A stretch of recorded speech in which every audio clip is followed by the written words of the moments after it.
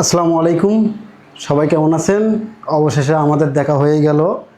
Last কয়েকদিন আপনারা অনেক বেশি কমেন্টস মেসেজ নক করেছিলেন যে ভাই আপনি কবে আসবেন বা কবে আমাদের সঙ্গে দেখা হবে। আমি আসলে দূর থেকে আপনাদের কমেন্টসগুলো পড়ছিলাম আর অপেক্ষা করেছিলাম কবে আপনাদের সঙ্গে দেখা হবে। এবং সেই সাথে আমাদের লাস্ট কয়েকদিন সাইদ স্যার অসাধারণ কিছু ক্লাস নিয়েছিল এবং জাফর সাদিক স্যারের অসাধারণ একটা লাইভ ছিল। তো আজকে আমরা চেষ্টা করব সুন্দর একটু সময় কাটানোর জন্য। আপনি একটু কষ্ট করে জানাবেন যে আমাদের ঠিকমতো দেখা যাচ্ছে কি না, কোথাও আটকে যাচ্ছে কি না, সব কিছু ক্লিয়ার আছে কি না। আজকে অনেক কথা হবে, আড্ডা হবে, পাশাপাশি আমরা একটু পড়াশুনো করার চেষ্টা করব। আপনি একটু জানাবেন যে ঠিকমতো দেখা যাচ্ছে কি না, কথা শোনা যাচ্ছে কি না, আমরা কোথাও আটকে যাচ্ছি কি না। আপনি একটু আমাদের ইনফরমেশনগুলো দিয়ে সহযোগিতা করবেন। ফয়সাল শুভ, আসসালামু আলাইকুম। ওয়ালাইকুম আসসালাম। শুভ ভাই কেমন আছো? তারপর হচ্ছে আল হাসান, রেজাল্ট সামনের সপ্তাহ হতে পারে। ভাই এগুলো আমরা অনেক কথা বলবো, আপনি একটু কষ্ট করে জানান যে আমাদের ঠিকমতো দেখা যাচ্ছে কি না, আমরা কোথাও আটকে যাচ্ছি কি না, আমাদের ভয়েস ঠিকমতো শোনা যাচ্ছে কি না। একটু কষ্ট করে জানাবেন আমাদেরকে, কাইন্ডলি একটু সহযোগিতা করবেন। আজকে অনেক কথা হবে ভাই, আপনাদের সঙ্গে অনেক কথা হবে, গল্প হবে, আড্ডা হবে, ক্লাস হবে। অনেকক্ষণ ধরে আমি থাকবো ইনশাআল্লাহ। শুধু আজকে না, আজ কাল পরশু টানা 3 দিন থাকার চেষ্টা করব। আপনি একটু লাইভটা শেয়ার দিবেন শুভ ভাই, আবদুল্লাহ ভাই, লাইভটা শেয়ার দিবেন আর একটু জানাবেন যে ঠিকমতো শোনা যাচ্ছে কি না, কোথাও সমস্যা আছে কি না। শুভ ভাই আলহামদুলিল্লাহ ভালো আছি, আপনি একটু জানাবেন যে আমরা ঠিকঠাক আছি কি না, আমরা শুরু করতে পারি কি না, একটু জানাবেন আপনি কষ্ট করে।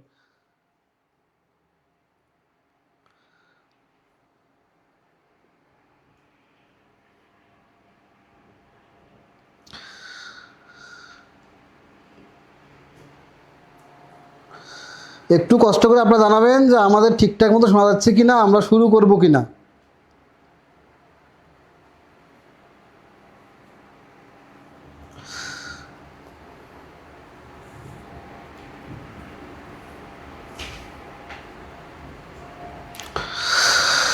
আসসালামু আলাইকুম ভাইয়া, টি শার্টটা সুন্দর লাগতেছে।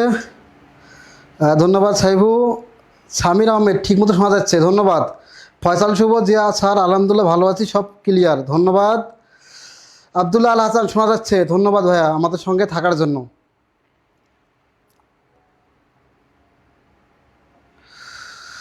আবদুল্লাহ আল হাসান ভাইয়া বলেছে শুরু করেন। হ্যাঁ ভাই, আমরা অবশ্যই শুরু করব। আমরা পজিটিভ রিভিউ পেলে আমাদের ল্যাবটা আজকে কন্টিনিউ করবো ইনশাআল্লাহ।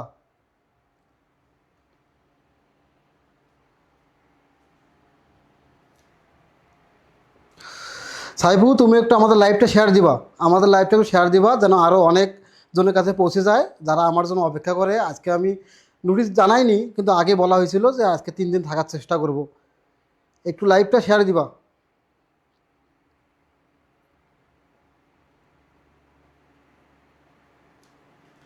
ক্যাপশনটা দেন, ক্যাপশনটা দেন, ক্যাপশন।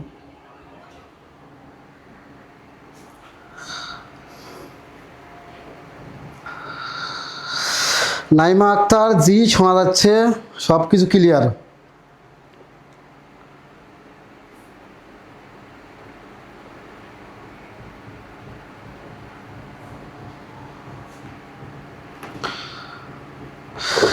আমরা আর খুব বেশিক্ষণ অপেক্ষা করব না, আমরা দ্রুত শুরু করব। কনক কান্তি ভৌমিক ভাইয়া লেগেছে, আদাব ভাইয়া কেমন আছেন? আলহামদুলিল্লাহ ভাইয়া ভালো আছি, আপনি কেমন আছেন? নাদির ভাই বলেছে শুভকামনা রইল স্যার, ধন্যবাদ ভাই আমাদের সঙ্গে থাকার জন্য। মাওনা ইসলাম ভাইয়া শুরু করেন, ধন্যবাদ আপু। ইউসান আহমেদ লেগছে ভাই আগামী সপ্তাহে কিছু হতে পারে। ভাই দেখেন, আমরা এমন একটা সময় পার করতেছি যে কোনো মুহূর্তে যে কোনো নিউজ আমরা পেতে পারি ইনশাল্লাহ। আগামী সপ্তাহ অবশ্যই ভালো কিছু হতে পারে ইনশাল্লাহ। নয়ন ইসলাম লিখেছে স্যার কেমন আছেন? আলহামদুলিল্লাহ ভাই ভালো আছি। সুমন দাদা লিখেছে ভাই কেমন আছেন? আলহামদুলিল্লাহ ভাই ভালো আছি। আপনারা জানেন যে আজকে আমরা পেছনে যে প্রেজেন্টেশন রেডি করছি স্লাইডটা, বাংলাদেশের বনাঞ্চলের বিস্তৃতি। আপনারা জানেন যে কিছুদিন আগে আমাদের আরবরীয় কালচার সেকশনাল অফিসার বিপিএসসিতে 11 ঘরে একটি সার্কুলার হয়েছিল। এটা পিলি বিষয় নিয়ে অনেকে আমাকে নক করেছিল, ওইটা নিয়ে আজকে একটু কথা বলবো, পাশাপাশি আপনাদের সঙ্গে অনেক কথা হবে, আড্ডা হবে ইনশাল্লাহ। সারাফাত জামিল লিখেছে আসসালামু আলাইকুম স্যার। ওয়ালাইকুম আসসালাম। সারাফাত কেমন আছো? একটু লাইভটা কষ্ট করে সবাই শেয়ার দিবেন, একটু লাইভটা কষ্ট করে শেয়ার দিবেন, সবাই তো দেখতে পারে। সদেব বিশাল লিখেছে ভাই কেমন আছেন? আলহামদুলিল্লাহ ভাইয়া ভালো আছি, কেমন আছো? নিশাদ লিখছে অলরাইট, ধন্যবাদ ভাইয়া। তো তো আপনারা জানেন যে আরবোরিও কালচার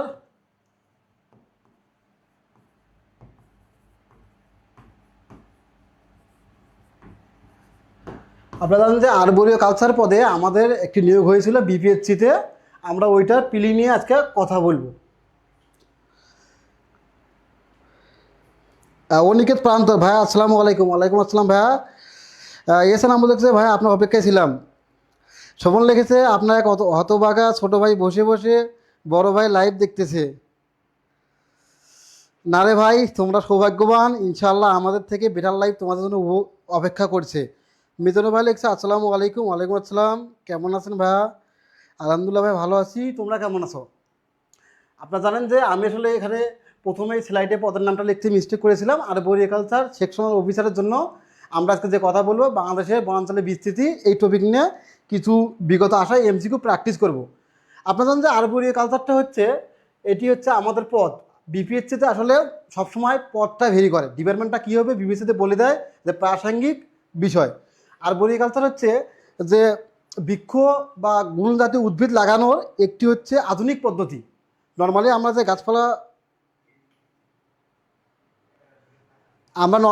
গাছপালা লাগাই, রোপণ করি, এটা হচ্ছে একটা আলাদা ডিফারেন্ট পদ্ধতি। এটা যে হচ্ছে লতা জাতীয় গুণ জাতীয় উদ্ভিদ সুশৃঙ্খলভাবে লাগানো, বিভিন্ন পার্ক, উদ্যান, রাস্তাঘাটে লাগানো হয় এবং পরিচর্যা, যত্ন নেওয়া, রোগ পোকা মাকড় খেয়াল রাখা, এটা হচ্ছে আরবোরিকালচার একটি বেসিক বিষয়।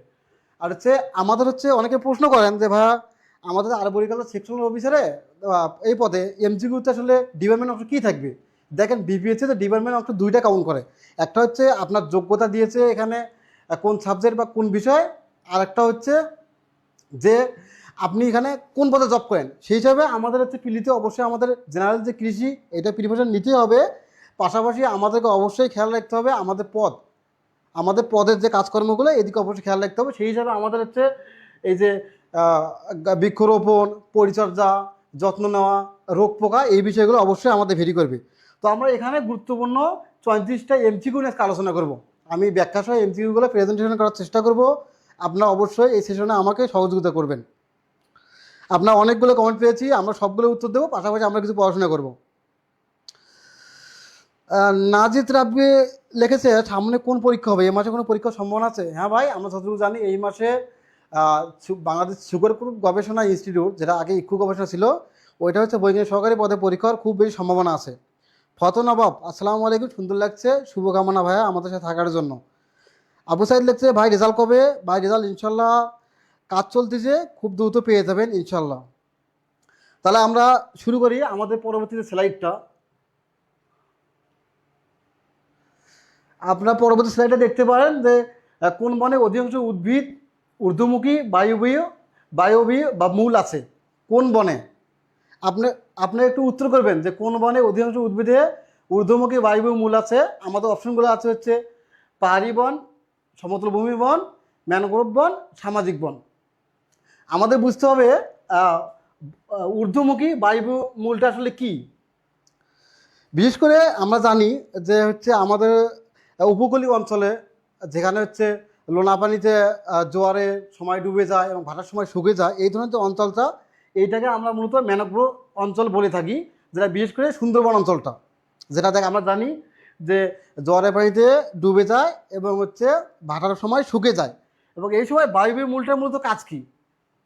বায়বীয় মূল আপনারা এই ছবিটাতে দেখতে পাচ্ছেন যে এই মূলগুলো, কারণ এই ধরনের যে কাদামাটি অঞ্চলগুলো আছে, এই ধরনের কাদামাটি অঞ্চলগুলোতে মূলত হচ্ছে অক্সিজেনের স্বল্পতা দেখা যায়।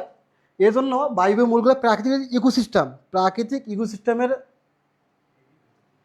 প্রাকৃতিক ইকোসিস্টেমের মাধ্যমে এই মূলগুলো হচ্ছে বাতাস থেকে সরাসরি অক্সিজেন গ্রহণ করে। উদ্ভিদগুলোকে টিকে রাখার জন্য, গাছগুলোকে টিকে রাখার জন্য বাতাসগুলো হচ্ছে একেবারে আমাদের হচ্ছে বাতাস থেকে সরাসরি অক্সিজেন গ্রহণ করে থাকে। তো কোন বনে অধিকাংশ উদ্ভিদ ঊর্ধ্বমুখী বায়বীয় মূল আছে? আপনারা অলরেডি অনেকেই কমেন্ট করছেন যে ম্যানগ্রোভ বন, যেটা গ নাম্বারটা, আমাদের এটাই রাইট অ্যান্সার।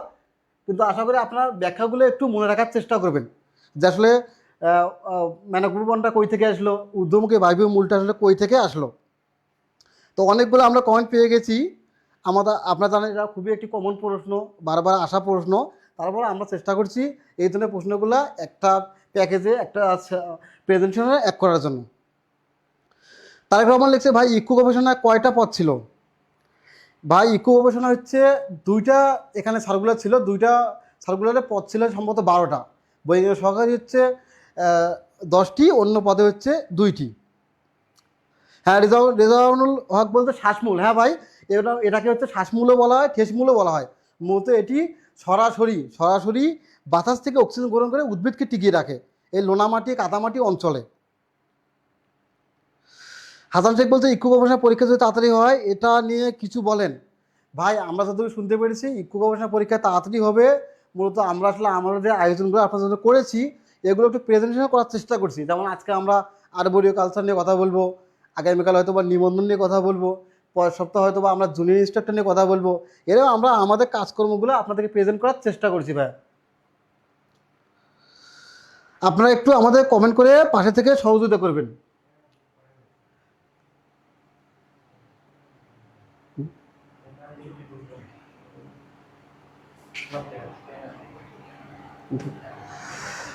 আপনারা দেখতে পাচ্ছেন আমাদের পরবর্তী যে প্রশ্নটি আছে যে ম্যানগ্রোভ বনের প্রধান বৃক্ষ কোনটি?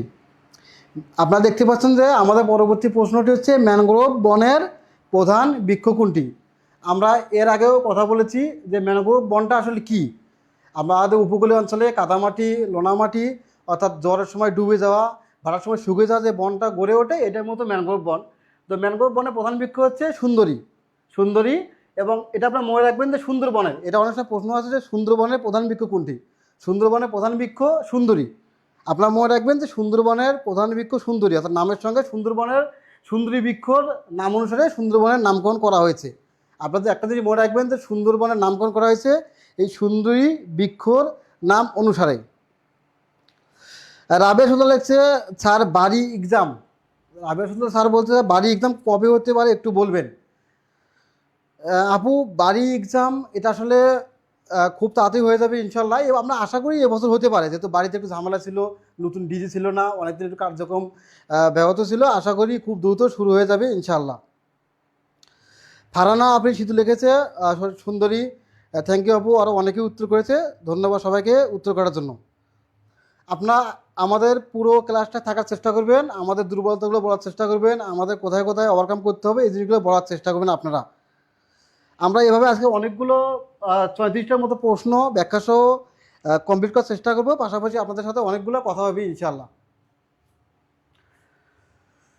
পরবর্তী আপনার প্রশ্নটা দেখতে পারেন যে মানুষ সম্মিলিতভাবে বসতভিটা, পুকুর, নদী, অন্য জলাশয়ের পাশে কোন বন গড়ে তোলে?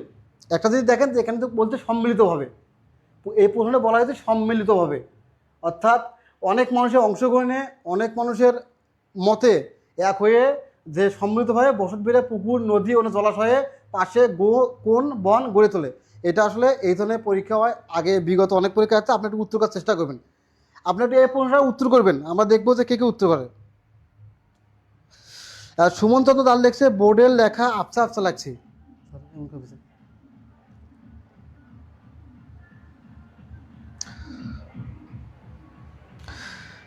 আপনারা একটু এই প্রশ্নের উত্তর করার চেষ্টা করবেন।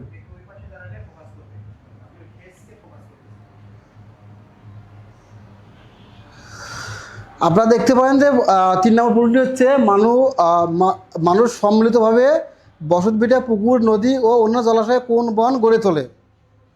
সম্মিলিতভাবে মানুষ মূলত সামাজিক বন, সম্মিলিতভাবে মানুষ মূলত সামাজিক বন গড়ে তোলে, অর্থাৎ সমাজে অনেক মানুষের অংশগ্রহণে, সমাজের অনেক মানুষের অংশগ্রহণে, অনেক মানুষের সম্মিলিত উদ্যোগে যে বন গড়ে ওঠে সেটাই মূলত সামাজিক বন।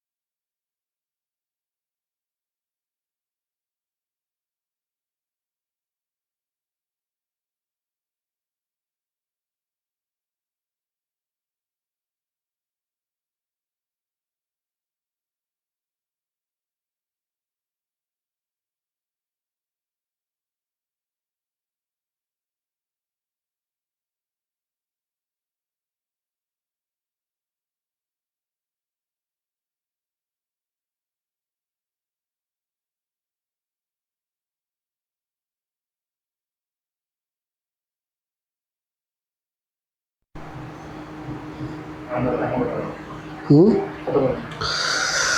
আমাদের একটু সাউন্ড সিস্টেম সমস্যা হয়েছিল, আপনারা জানাবেন কাইন্ডলি যে এখন ঠিকঠাক মতো শোনা যাচ্ছে কিনা।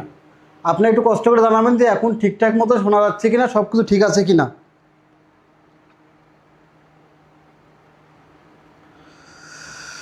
আমাদের যে পরবর্তী 4 নম্বর প্রশ্নটি রয়েছে, নিচের কোন উদ্ভিদটি উপকূলীয় অঞ্চলে জীবনচক্র সম্পন্ন করতে পারে। আপনার জন্য অপশনগুলো দেওয়া আছে আমাদের ক শিম, খ তুলা, গ গোলপাতা, ঘ সুগরবিট। আপনারা জানেন এগুলো আমাদের সবগুলো হচ্ছে যে একটু গোলপাতা থেকে আলাদা। অর্থাৎ আপনারা জানেন গোলপাতা হচ্ছে একমাত্র যে উপকূলীয় অঞ্চলে যে লোনা পানিতে টিকে থাকতে পারে, জ্বরের সময় যে অঞ্চলটা ডুবে যায় এবং ভাটার সময় শুকে যায়, লোনা পানিতে একমাত্র টিকে থাকতে পারে, এটা হচ্ছে গোলপাতা। আমাদের এখানে সঠিক উত্তরটি গোলপাতা। নিচের কোন উদ্ভিদটি উপকূলীয় অঞ্চলে জীবনচক্র সম্পন্ন করতে পারে। আমাদের এই প্রশ্নের উত্তরটি হবে গোলপাতা।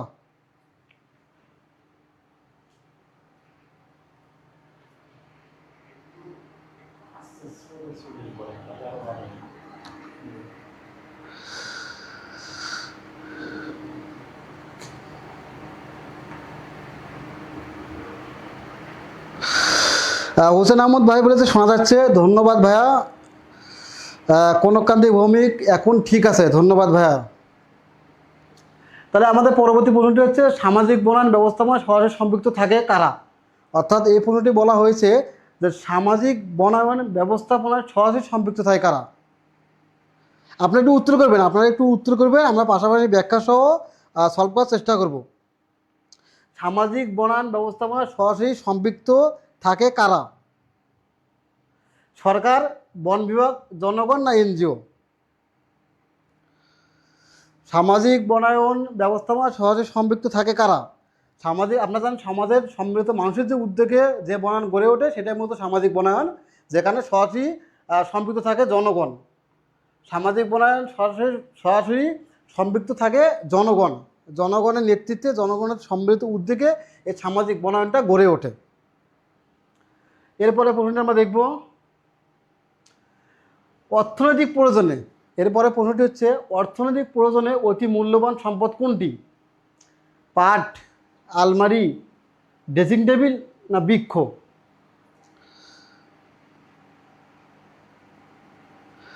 আপনি একটু কষ্ট করে উত্তরগুলো করবেন যে অর্থনৈতিক প্রয়োজনে অতি মূল্যবান সম্পদ কোনটি? পাট, বৃক্ষ, আলমারি না ড্রেসিং টেবিল?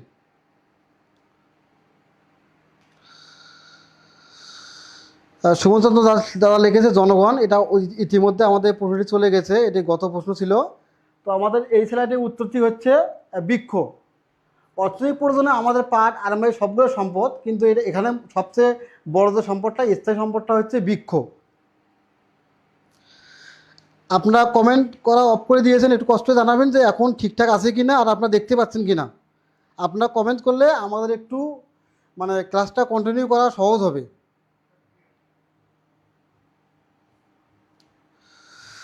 জয়খান লিখছে, আরিফিন সিতু আপু লিখেছে বৃক্ষ, শুভ লিখেছে বৃক্ষ। ধন্যবাদ ভাইয়া আমাদের সাথে থাকার জন্য।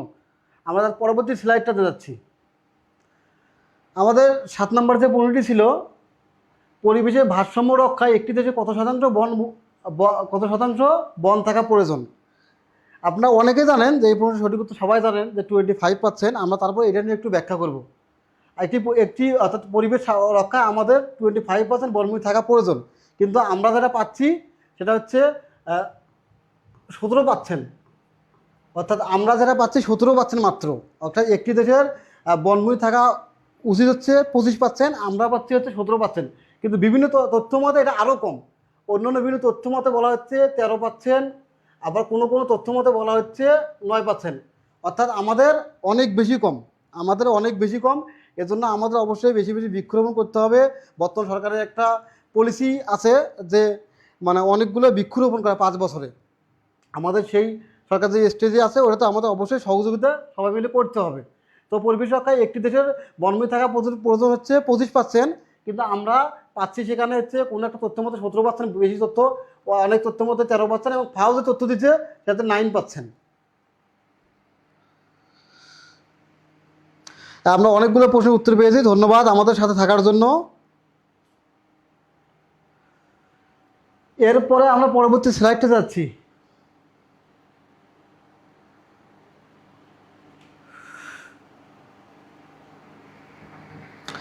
আপনার পরবর্তী প্রশ্নটি একটু উত্তর করবেন, আপনার পরবর্তী প্রশ্নটি একটু উত্তর করবেন।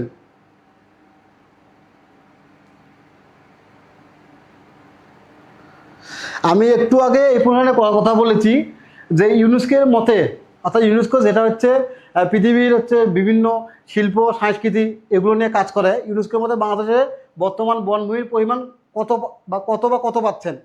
অপশন আছে হচ্ছে 10%, তারপর অপশন আছে হচ্ছে 12%, অপশন আছে 15%, তারপর অপশন আছে 16%। আমি একটু আগেও এটা নিয়ে কথা বলেছি। এটা মূলত আমাদের যে বিভিন্ন দেশে সবচেয়ে বেশি বলা হচ্ছে 17%, তবে ইউনেস্কো এটা চিন্তা ভাবনা করেছে তাদের মতে বাংলাদেশের বনভূমির পরিমাণ আছে হচ্ছে অনলি 15%।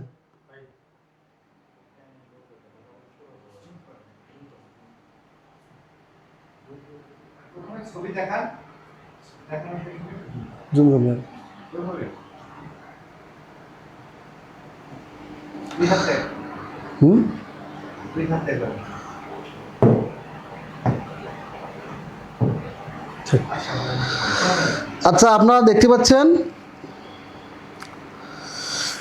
ইউনেস্কোর মতে বাংলাদেশের বনভূমির পরিমাণ হচ্ছে 15%। ইউনেস্কোর মতে বাংলাদেশের বনভূমির পরিমাণ 15%। ফারহানা আপনি শীতল লেগেছে, বেশি সহজ প্রশ্ন হয়ে যাচ্ছে, পড়াশোনা করি না বহুকাল তবু সহজ লাগছে। আবু আসলে আমরা আজকে প্রথম কৃষি ক্লাসগুলো শুরু করার চেষ্টা করতেছি, আমরা আস্তে আস্তে আমাদের পলিসি পরিবর্তন করব। মূলত এগুলো সহজ হলেও এগুলো কিন্তু সবগুলো বারবার বিভিন্ন পরীক্ষা আসা প্রশ্ন, আমরা মূলত সবগুলোই ওইভাবে এক করার চেষ্টা করছি। তো আপনার মনে রাখবেন ইউনেস্কোর মতে বাংলাদেশের বর্তমান বনভূমির পরিমাণ হচ্ছে 15%। এরপরে আমরা প্রশ্নটা যাচ্ছি। এরপর আমাদের 9 নম্বর প্রশ্নটা আপনারা দেখতে পাচ্ছেন যে বাংলাদেশের মোট বনভূমির অর্ধেকেরও বেশি অংশ জুড়ে রয়েছে কোন বন। আপনি একটু দ্রুত উত্তরগুলো করবেন, আপনার দ্রুত উত্তরগুলো করলে আমাদের ক্লাসটা পরিচালনা করা সহজ হয়। বাংলাদেশের মোট বনভূমির অর্ধেকের বেশি জুড়ে রয়েছে কোন বন। বাংলাদেশের মোট রাষ্ট্রীয় বনভূমির 51 থেকে 60%, অর্ধেকের বেশি। অর্থাৎ বাংলাদেশের মোট বনভূমি অর্ধেকের বেশি জুড়ে রয়েছে কোন বন। বাংলাদেশের মোট বনভূমির অর্ধেকের বেশি রয়েছে পাহাড়ি বন। বাংলাদেশের মোট বনভূমির অর্ধেকের বেশি জুড়ে রয়েছে পাহাড়ি বন, যেটা হচ্ছে 51 থেকে 53%। 51 থেকে 53%। অর্থাৎ বাংলাদেশের মোট বনভূমির অর্ধেকের বেশি অংশ জুড়ে রয়েছে পাহাড়ি বন। বলবেন কাজ হচ্ছে না।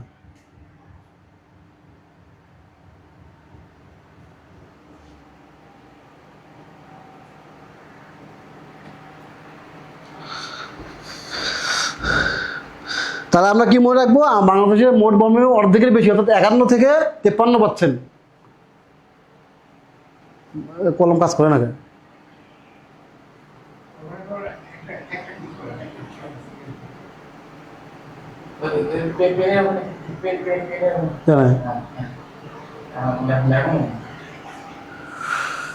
আপনারা মনে রাখবেন আমাদের মোট বনভূমির 51 থেকে 53% পাহাড়ি বন। তাহলে আমরা কীভাবে বলতে পারি বাংলাদেশের মোট বনভূমি অর্ধেকেরও বেশি হচ্ছে পাহাড়ি বন, যেটা পার্বত্য চট্টগ্রাম অঞ্চলে বাংলাদেশের সবচেয়ে বড় যে বনাঞ্চল বলা হয় সে পার্বত্য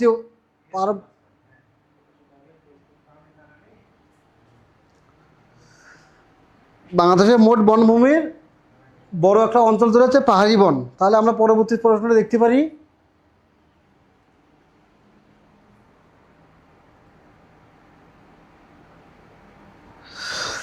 পরবর্তী প্রশ্ন হচ্ছে যে 10 নম্বর, পাহাড়ি বনভূমির পরিমাণ কত?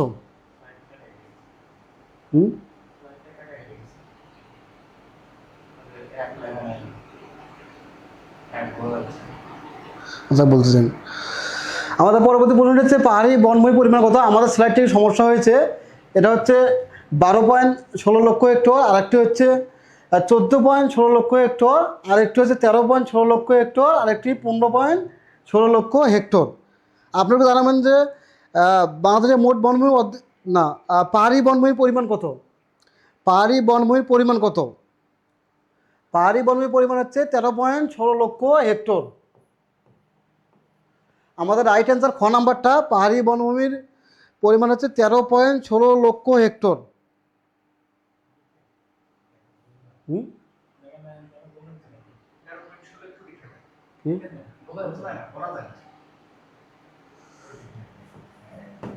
13.16।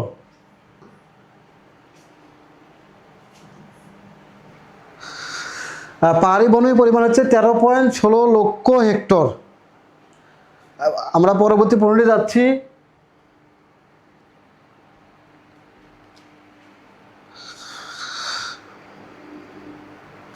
সারা পাতা আমি লিখছি, একটু জুম করেন। ধন্যবাদ ভাই। আমরা চেষ্টা করতেছি যে কীভাবে আরও সুন্দরভাবে প্রেজেন্টেশন করা যায় ক্লাসগুলো, আমরা চেষ্টা করতেছি ভাই। এতগুলো স্লাইড আসলো কেন?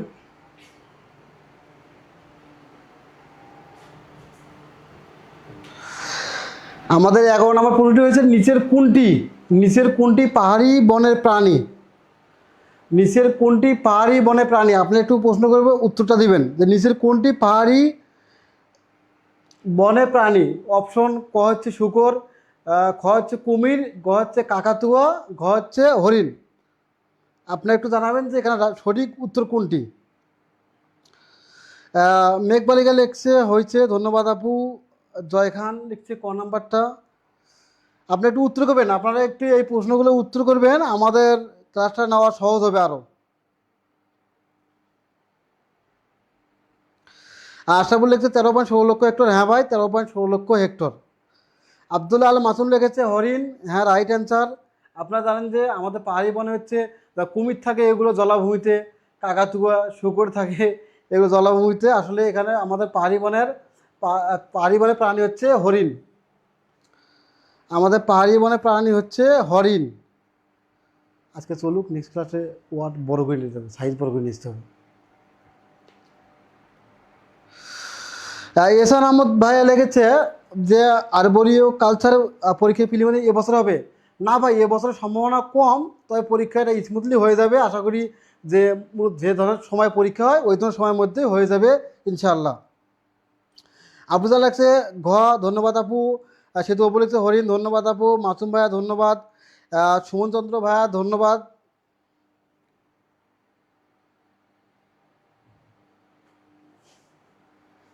ভাই এখানে দাঁড়ালে কম দেখা যাচ্ছে নাকি? এখানে দাঁড়ালে কম দেখা যাচ্ছে? দেখা যাচ্ছে না তো আমার, কম।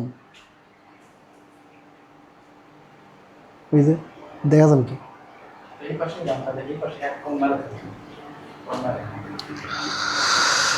অনেকগুলো কমেন্ট পেয়েছি আমরা। আপনার আরও বেশি বেশি কমেন্ট করবেন, তাহলে আমাদের ক্লাসগুলো চালানো সহজ হবে। আমরা তাহলে পরবর্তী প্রশ্নটা যাচ্ছি। তাহলে আমাদের এই প্রশ্নের উত্তর কী হলো? নিচের কোনটি পাহাড়ি বনের প্রাণী? পাহাড়ি বনের প্রাণী হরিণ। এরপর আপনার 12 নম্বর প্রশ্নটি দেখেন। আমরা এর মাঝে অনেকগুলো কমেন্টসে রিপ্লাই দেবো, কথা বলবো, পাশাপাশি আপনারা একটু উত্তরগুলো করার চেষ্টা করবেন। আমাদের সাথে এখন পর্যন্ত অনেকজন আছে, ধন্যবাদ আমাদের সঙ্গে থাকার জন্য। আমরাও চেষ্টা করছি আপনাদেরকে সুন্দর কিছু ক্লাস উপহার দেওয়ার জন্য। আমাদের মধ্যে শুরু, আমাদের অনেকগুলো লেকিংস থাকবে, অনেকগুলো দুর্বলতা থাকবে।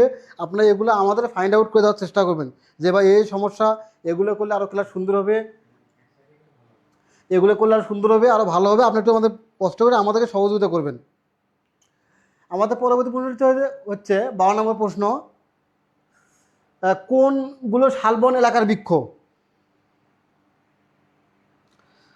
আপনি একটু কষ্ট করে এই প্রশ্নের উত্তরগুলো দিবেন। দেখেন 12 নম্বর প্রশ্নটি হচ্ছে কোনগুলো শালবন এলাকার বৃক্ষ?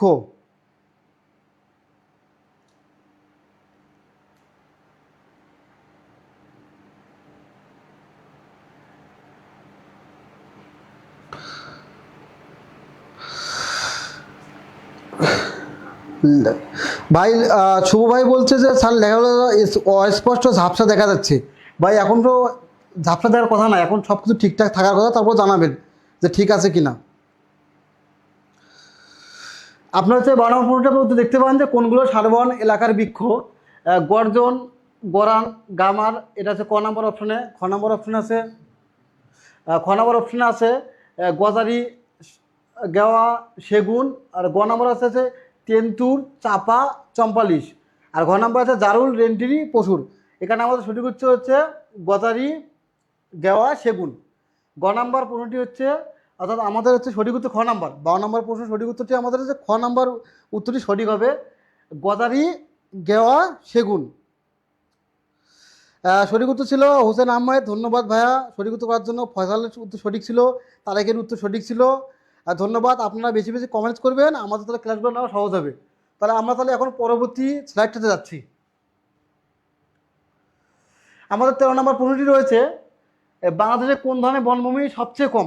আপনারা জানেন এগুলো বাছাই কিন্তু প্রশ্ন, আপনাদের কাছে সহজ মনে হইতে পারে, বাট এর আগে অনেকবার আসছে, সেই ধরনের প্রশ্নগুলো আমরা এক করার চেষ্টা করছি।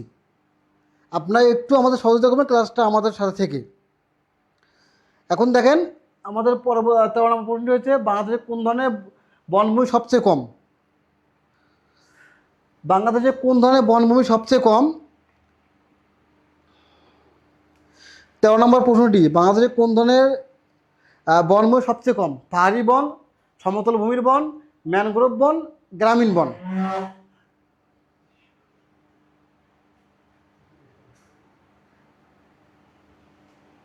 ঠিকঠাক আছে?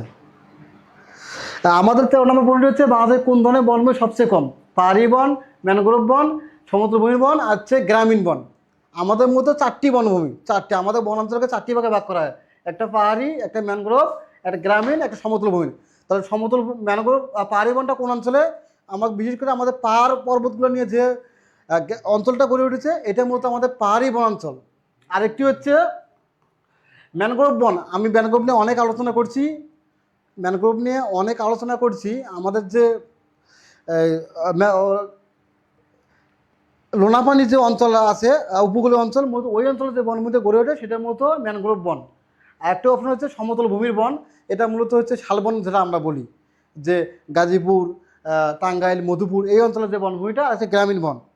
তো আমাদের হচ্ছে এখানে সঠিক উত্তর হচ্ছে বাংলাদেশের কোন ধরনের বন সবচেয়ে কম? আমাদের সবচেয়ে কম হচ্ছে সমতল ভূমির বন। আমাদের যে 4 ধরনের বন আছে তার মধ্যে সবচেয়ে কম হচ্ছে সমতল ভূমির বন, সবচেয়ে কম। আমরা একটু আপনাদের কমেন্টসগুলো দেখতেছি, আপনারা একটু দ্রুত কমেন্টসগুলো করবেন, আমরা তাহলে বুঝতে পারবো যে আপনারা আমাদের সাথেই আছেন।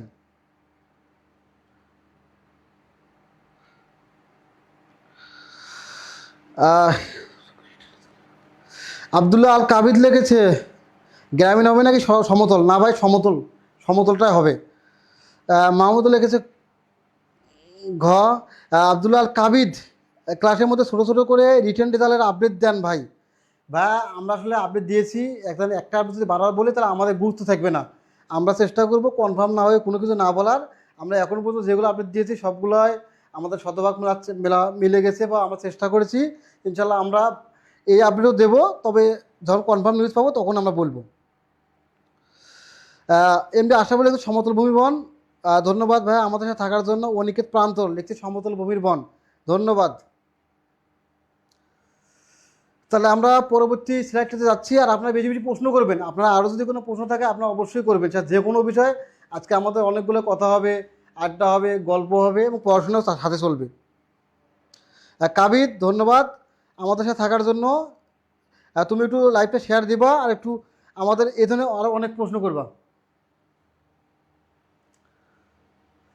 আমাদের যে এরপর হচ্ছে 14 নম্বর প্রশ্নটা আপনারা দেখতে পাচ্ছেন, ম্যানগ্রোভ বনের প্রধান বৃক্ষের নাম কি? এটা মূলত আমরা এর আগেও সলভ করছি। এটা প্রথমত 1 নম্বর কি 2 নম্বরে এই প্রশ্নটা ছিল, যেটা সুন্দরী। আমরা একটু এই প্রশ্নটা স্কিপ করে যাবো, এটা ইতিমধ্যে আলোচনা করেছি প্রথমে দেখি।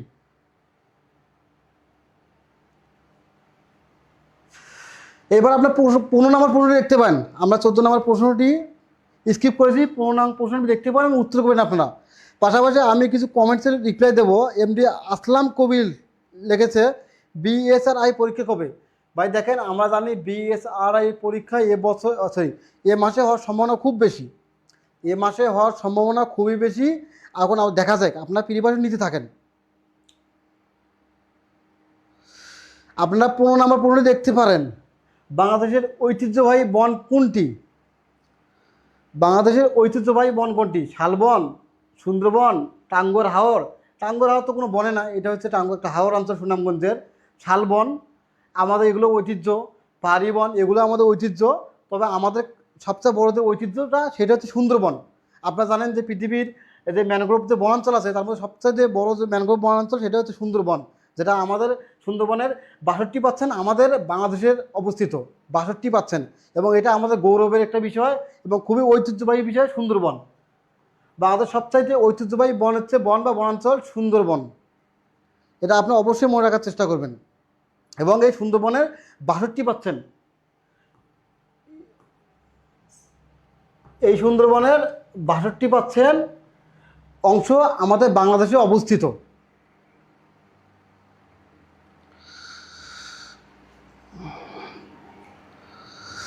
আপনারা একটু আরও বেশি বেশি কমেন্টগুলো করবেন, আপনারা একটু আরও বেশি কমেন্ট করবেন, তাহলে আমরা ক্লাসটা স্মুথলি চালাতে পারবো। আমরা তাহলে পরবর্তী প্রশ্নটি যাচ্ছি। আমরা অনেকগুলো প্রশ্ন করব। আমরা আগে এমসিকিউগুলো সলভ করি, এমসিকিউগুলো সলভ করা হলে আমরা অনেকগুলো প্রশ্ন নেব, উত্তর দেবো এবং অনেকক্ষণ আপনাদের সাথে থাকবো। আপনারা একটু প্রশ্নের উত্তরগুলো করার সময় অবশ্যই নাম্বারটা যোগ করে দিবেন, যে 15 নম্বর প্রশ্ন খ, 16 নম্বর প্রশ্ন খ, অবশ্যই আপনি একটু বলে দিবেন। আপনারা দেখতে পাচ্ছেন 16 নম্বর যে প্রশ্নটি, বায়বীয় মূল রয়েছে কোন উদ্ভিদে? আমি এগুলো নিয়ে আজকে অনেক কথা বলেছি। আমরা একটা ক্লাস আজকে এগুলো নিয়ে অনেক কথা বলেছি, বায়বীয় মূল, ঠেসমূল, শ্বাসমূল, ম্যানগ্রোভ বনাঞ্চল, লোনামাটি, কাদামাটি, এগুলো নিয়ে অনেক কথা বলেছি। আপনার 16 নম্বর প্রশ্নের উত্তরটি দিবেন, বায়বীয় মূল রয়েছে কোন উদ্ভিদের? বায়বীয় মূল রয়েছে কোন উদ্ভিদের? সুন্দরী, মেহগনি, এন্টি, শাল।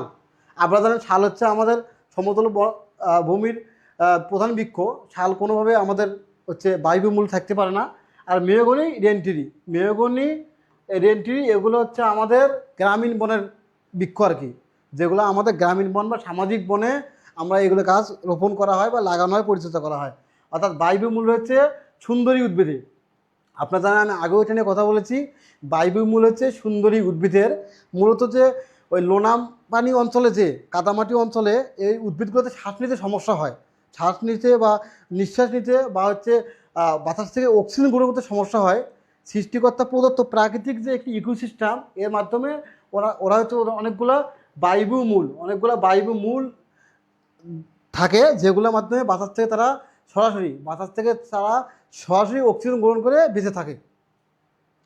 তাহলে বায়বীয় মূল রয়েছে কোন উদ্ভিদের? সুন্দরী উদ্ভিদের।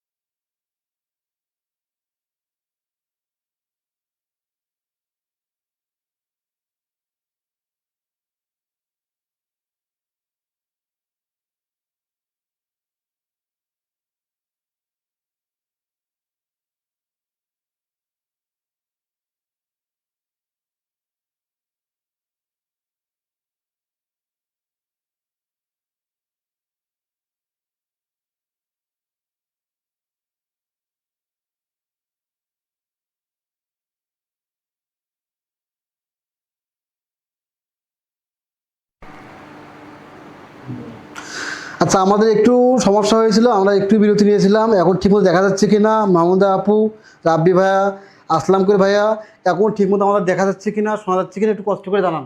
আমরা একটু সমস্যায় পড়েছিলাম, ইতিমধ্যে সলভ হয়েছে, আপনার দেখেন ঠিক আছে কিনা এখন। আশার ভাইয়া ধন্যবাদ আমাদের সাথে থাকার জন্য। আমরা তাহলে পরবর্তী প্রশ্নটিতে যাচ্ছি। ১৭ নম্বর প্রশ্নটি আছে, লোনা পানিতে প্লাবিত হয় কোন বন? লোনা পানিতে প্লাবিত হয় কোন বন?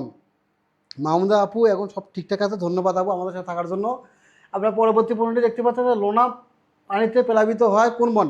আপনারা অনেকে বলতে পারেন যে ভাই আজকের প্রশ্নগুলো অনেক সহজ হয়ে যাচ্ছে, অনেক দুর্বল হয়ে যাচ্ছে, বা বারবার জানা প্রশ্ন, কিন্তু আসলে আমরা এগুলো হচ্ছে বিগত বারবার আসা প্রশ্নগুলো কাট করার চেষ্টা করেছি।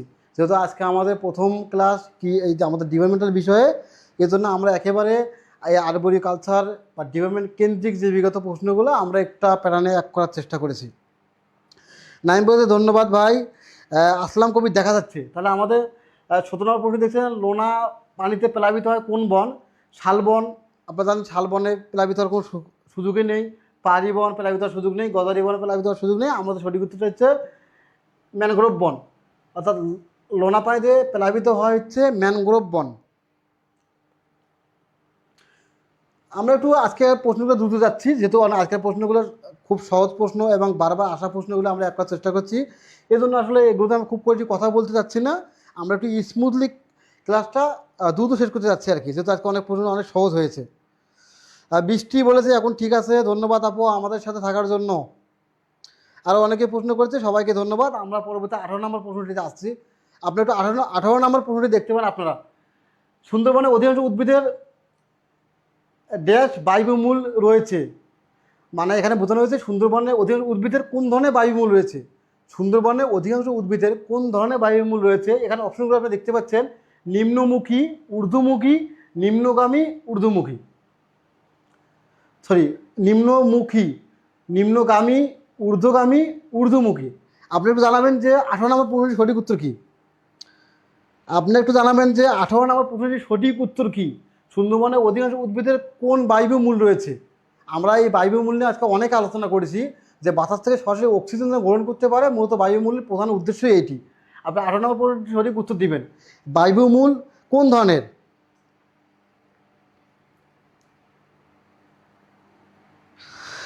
ইতিমধ্যে আমরা অনেকগুলো উত্তর পেয়ে গেছি। কনককান্তি ভাই লিখছে ঘর নাম্বার ঊর্ধ্বমুখী। হ্যাঁ, আমাদের রাইট অ্যান্সার ঊর্ধ্বমুখী। আপনারা এখানে দেখতে পাচ্ছেন সুন্দরী মূলের মূলত এগুলো সবগুলো ঊর্ধ্বমুখী। এই মূলগুলো ঊর্ধ্বমুখী, এগুলো মূলত কাজ হচ্ছে বাতাস থেকে অক্সিজেন প্রোভাইড করা এবং এই অঞ্চলে এত ক্রিটিক্যাল স্টেজেও নিজেদেরকে উদ্ভিদকে রক্ষা করা এই মূলগুলোর প্রধান উদ্দেশ্য। তাহলে আমরা পরবর্তী 19 নম্বর প্রশ্নটিতে যাচ্ছি। আপনারা 19 নম্বর প্রশ্নটি দেখতে পাবেন, আমরা পাশাপাশি কমেন্টগুলো আমরা পড়তেছি, আপনি একটু উত্তর করার চেষ্টা করবেন। আপনার উত্তর করার সময় অবশ্যই একটু বলবেন, প্রশ্নের যে নাম্বারগুলো লিখবেন আর পাশাপাশি উত্তর করবেন। আমরা পাশাপাশি প্রশ্নের উত্তর করার চেষ্টা করব, আর আপনারা এদিকে উত্তরগুলো করেন, আমরা কমেন্টসগুলো উত্তর দেওয়ার চেষ্টা করি। আসলাম করে লিখছে বোর্ডের লেখাগুলো আরও বড় ফোন হলে মোবাইল থেকে দেখতে সুবিধা হতো, মোবাইলে দেখলে ছোট দেখায়। ভাইয়া আমাদের আসলে এটা প্রথম ক্লাস ছিল, একেবারে আমরা মানে প্রাথমিক স্টেজে আছি। আমরা পাশাপাশি এগুলো থেকে আপনার কী কী সমস্যা আপনারা এগুলো আমাদেরকে ধরিয়ে দেবেন, আমরা পরবর্তী ক্লাসে আসার আগে এগুলো ওভারকাম করার চেষ্টা করব। ভাইয়া থ্যাংক ইউ আমাদের সাথে থাকার জন্য। সদেব বিশ্বাস লিখেছে জুনিয়র ইনস্ট্রাক্টর কি ম্যাথ থাকে? ভাই সদেব বিশ্বাস, আমি এই কথাটা আরও অনেকবার বলেছি ভাইয়া, যে জুনিয়র ইনস্ট্রাক্টর এটা দ্বিতীয় সার্কুলার বিপিএসসিতে। এর আগে সার্কুলারটা ছিল, ওইটা হচ্ছে আমাদের করোনাকালে ছিল, একটা বিশেষ সময় ছিল, অনেক হাতে খুব বেশি সময় ছিল না, শিক্ষক সংকট ছিল, সরকার অনেকগুলো কারণে কর্তৃপক্ষ এটাতে সরকার পরীক্ষা নিয়েছিল 200 মার্কের ফিলি, যেখানে আমাদের 50 মার্কের গণিত ছিল। কিন্তু এইবার গণিত থাকার সম্ভাবনা নাই, এবার অবশ্যই আমাদের টেকনিক্যাল থাকবে, লিখিতই হবে। এবং তারপর যদি কোনো কারণে যদি কর্তৃপক্ষ তার সিদ্ধান্তকে পরিবর্তন করে, সরকার কোনো সিস্টেমে আসে, সেটা অবশ্যই তারা অনেক আগে জানিয়ে দিবে। আপাতত যে পলিসি তারা দিয়েছে, যে ধরনের সার্কুলার দিয়েছে, আমরা এটা ফলো করি, একটু আগানোর চেষ্টা করি। অর্থাৎ নন ক্যাডার সার্কুলারগুলো, টেকনিক্যাল সার্কুলারগুলো যে ক্যাটাগরিতে হয়, আপনার হচ্ছে টেকনিক্যাল পার্ট থাকবে, পাশাপাশি সাধারণ জ্ঞান, বাংলা, ইংরেজি থাকবে। অর্থাৎ আমরা এই স্টেজে আগেই যদি কর্তৃপক্ষ কোনো পরিবর্তন নিয়ে আসে, কোনো এডিশন নিয়ে আসে, এটা অবশ্যই আমাদের অনেক আগে জানাবে। আপাতত আমাদের ওইটা ভাবানোর দরকার নেই। নাইম লিখেছে টিউশনে লাইভে ব্যস্ততার জন্য লাইভ মিস করি, কৃতজ্ঞতা স্বীকার করছে আপনার প্রতি, সুগল্প নিয়ে কিছু বলেন প্লিজ। ভাই ধন্যবাদ আমাদের সাথে থাকার জন্য।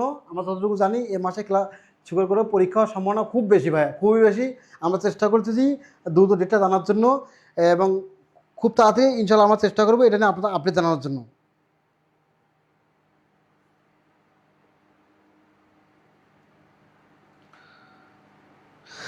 বৃষ্টি মনে লেগেছে বোর্ডের লেখা ঝাপসা লাগে।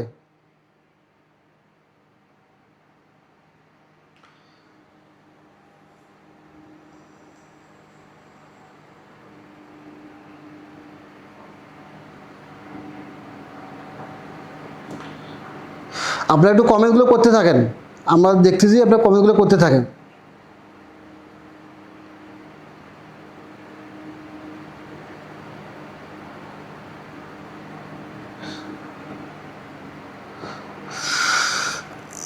আমরা ইতিমধ্যে অনেকগুলো প্রশ্নের উত্তর পেয়ে গেছি।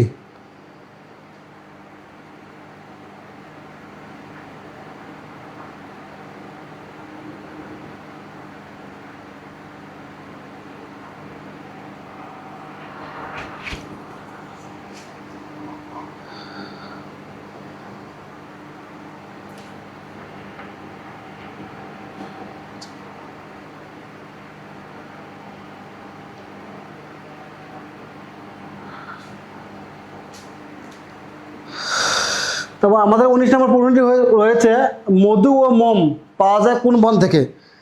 আপনারা এই প্রশ্নের উত্তরটি করবেন, আমরা পাশাপাশি আমরা আপনাদের প্রশ্নের উত্তরগুলো দেওয়ার চেষ্টা করব। আপনারা অনেকেই বলতেছেন যে বোর্ডের লেখা ঝাপসা লাগছে, এখন ঠিক আছে কিনা একটু জানাবেন।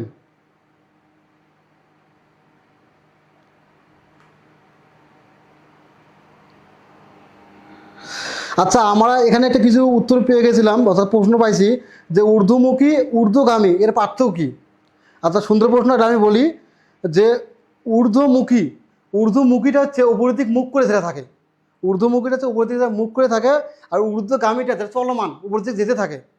দুটার মধ্যে পার্থক্য হচ্ছে যে এটা যে চলমান এটা হচ্ছে ঊর্ধ্বগামী, আর ঊর্ধ্বমুখী যেটা শুধু উপর দিকে মুখ করে থাকে, এটা একটা স্টেজে গিয়ে আটকে থাকে, একটা স্টেজে গিয়ে আর চলে না।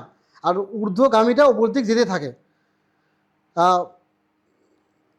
19 নম্বর প্রশ্নটি ঘর নম্বর বলেছে সুমনচন্দ্র দাস যে মধু ও মম পাওয়া যায় কোন বনে। হ্যাঁ, মধু ও মন পাওয়া যায়, এটা হচ্ছে ম্যানগ্রোভ বনে।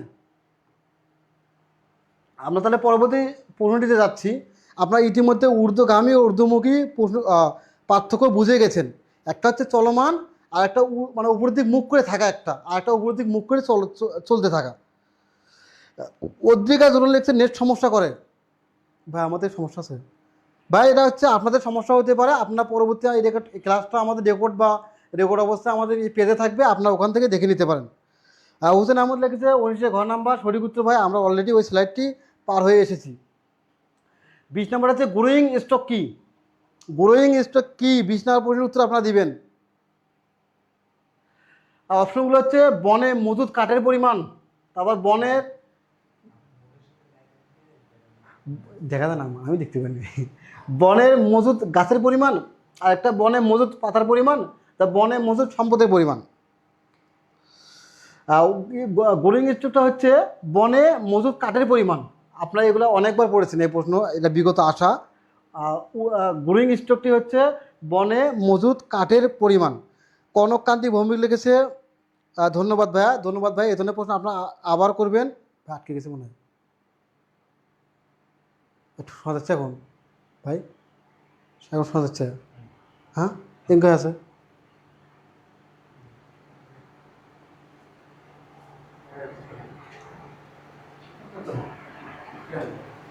আচ্ছা, কাউসার শোনা লাগছে আমি মাত্র জয়েন করলাম, রেজাল্ট কবে ভাইয়া?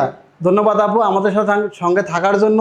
রেজাল্ট আপু ইনশাল্লাহ দ্রুত হয়ে যাবে। আপনার অনেকগুলো দিন ধৈর্য ধরছেন, অনেকগুলো দিন কষ্ট করছেন, আর কয়েকটা দিন একটু অপেক্ষা করেন, ইনশাল্লাহ রেজাল্ট দ্রুত হয়ে যাবে। তাহলে আমাদের হচ্ছে 20 নম্বর প্রশ্নটির উত্তর হচ্ছে গ্রোয়িং স্টক কি। গ্রোয়িং স্টকটা হচ্ছে বনে মজুদ কাঠের পরিমাণ। গ্রোয়িং স্টক হচ্ছে বনে মজুদ কাঠের পরিমাণ। তাহলে এরপর আমরা পরবর্তী প্রশ্নটি যাচ্ছি। এরকম আমরা 34টি প্রশ্ন আজকে সলভ করবো, পাশাপাশি আপনাদের সঙ্গে অনেক কথা বলবো, অনেক প্রশ্নের উত্তর দেওয়ার চেষ্টা করবো। 21 নম্বর প্রশ্নটা আমরা দেখতে পারেন। এগ্রি অনলাইন, হ্যাঁ শোনা যায়। ধন্যবাদ ভাইয়া আমাদের সঙ্গে থাকার জন্য। তাহলে আমাদের হচ্ছে 21 নম্বর প্রশ্নটা আমরা দেখতে পারেন যে কোন জেলায় উপকূলীয় বনায়ন হয়েছে, কোন জেলায় উপকূলীয় বনায়ন হয়েছে। 21 নম্বর প্রশ্নটি,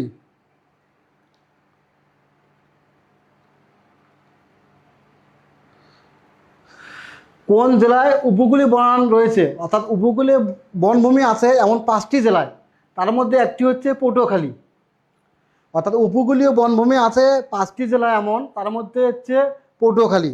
অর্থাৎ কোন জেলায় উপকূলীয় বনায়ন হয়েছে, আমাদের রাইট অ্যান্সার হচ্ছে পটুয়াখালী। আপনারা অলরেডি অনেকে এই প্রশ্নের উত্তর দিয়েছেন, আপনারা অলরেডি অনেকে উত্তর দিয়েছেন। 20 নম্বর প্রশ্নটি হচ্ছে কোন জেলায় উপকূলীয় বনায়ন হয়েছে, পটুয়াখালী। আপনি একটু দ্রুত কমেন্টসগুলো করবেন, আপনারা একটু দ্রুত কমেন্টসগুলো করবেন, আমাদেরকে একটু কন্টিনিউ করার সুযোগ দেবেন ক্লাসটা।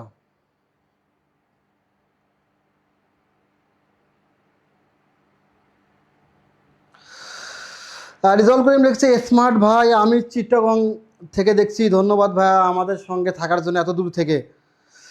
আসলাম কবির লিখেছে পিএসসি খাতা সহজভাবে দেখছি কিনা কঠিন। ভাই দেখেন, এটা বলা যাচ্ছে না। বিপিএসসি তাদের যে ক্যাটাগরি আছে, যে সিস্টেম আছে, এটাই ফলো করবে, এর বাইরে যাওয়ার কোনো সুযোগ নেই। আমরা এটা কোনোভাবেই বলতে পারি না। পাশাপাশি আপনার এই প্রশ্নটির উত্তর দিবেন কোন জেলায় উপকূলীয় বনায়ন রয়েছে, তার মধ্যে পটুয়াখালী। সৈকত লিখেছে ক্লাস ক্লিয়ার এইচডি, অন্যদের নেটের ছেড়ে বা নেটের সমস্যা। হ্যাঁ ভাই, এটা হতে পারে। আজকে আমাদের সব কিছু ঠিকঠাক আছে। তাহলে আমরা পরবর্তী প্রশ্নটি যাচ্ছি। আপনার পাশাপাশি অনেকগুলো প্রশ্ন করেন, কমেন্ট করেন, আমরা উত্তর দেওয়ার চেষ্টা করব। আমাদের 22 নম্বর প্রশ্নে আমরা দেখতে পাচ্ছি যে উপকূলীয় অঞ্চলে অধিক নোনা মাটিতে জন্মানো উদ্ভিদ কোনটি। আপনি একটু 22 নম্বরে উত্তর করবেন দ্রুত। আপনারা যত বেশি কমেন্ট করবেন, যত বেশি উত্তর করবেন, আমরা তত বেশি ক্লাস নিয়ে শান্তি পাবো। আমরা বুঝতে পারবো যে আমরা একা না, আপনারা আমাদের সঙ্গেই আছেন। তাহলে উপকূলীয় অঞ্চলে অধিক নোনা মাটিতে জন্মানো উদ্ভিদ কোনটি?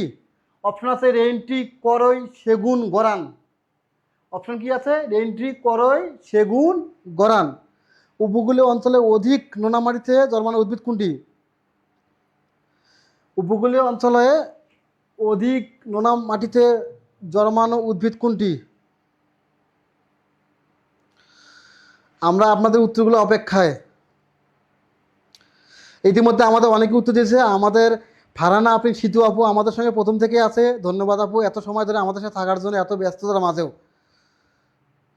আর সাগর লেগেছে নেট প্রবলেম করার ভালো করে ক্লাস দেখতাম পারছি না। ছেলেটি ভাষায় বলছে ভাই দেখতাম পারছি না, আপনি থাকেন আমাদের সাথে, অবশ্যই দেখতে পারবেন।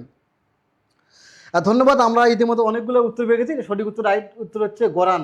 উপকূলীয় অঞ্চলে অধিক নোনা মাটিতে জন্মানো উদ্ভিদ হচ্ছে গরান। আমরা শেষের দিকে এসে গেছি একেবারে। আর কয়েকটি প্রশ্ন আছে, এরপর আমরা পরবর্তী ক্লাসে অ্যানাউন্সমেন্ট দেবো, পরবর্তী প্ল্যানিংগুলো আমরা বলবো আপনাদেরকে। আপনারা সে বলতে আমাদের সাথে থাকবেন। আমরা খুব বেশি সময় নেব না, পরবর্তী প্ল্যানিংগুলো আজকে আমরা আপনাদের সঙ্গে শেয়ার করব। আপনারা অবশ্যই আমাদের সঙ্গেই থাকবেন। এর আগে আপনারা অসাধারণ কিছু ক্লাস উপভোগ করেছেন আবু সাইদ স্যারের। হয়তোবা আপনারা আমাদের ক্লাসে নাও ভালো লাগতে পারে, কিন্তু একটু কন্টিনিউ করার সুযোগ দেন। আমরা ইনশাল্লাহ যে লেখিংগুলো আছে, সমস্যাগুলো আছে, এগুলো আমরা ওভারকাম করার চেষ্টা করব ইনশাল্লাহ। তাহলে 23 নম্বর প্রশ্নটা আমরা অলরেডি এসে গেছি। একই জমি বারবার ব্যবহার করা হয় কোন বনায়নে? একই জমি বারবার ব্যবহার করা হয় কোন বনায়নে? আপনার 23 নম্বর প্রশ্নটির উত্তর, সঠিক উত্তর দ্রুত করবেন আপনার, দ্রুত। কারণ আমরা যা দ্রুত এই প্রশ্ন শেষ করব, আমরা অন্য বিভিন্ন বিষয়ে কথা বলবো, আপনারা দ্রুত উত্তরগুলো করবেন। অপশনগুলো আছে কৃষি বনায়ন, পাহাড়ি বনায়ন, সামাজিক বনায়ন, গ্রামীণ বনায়ন।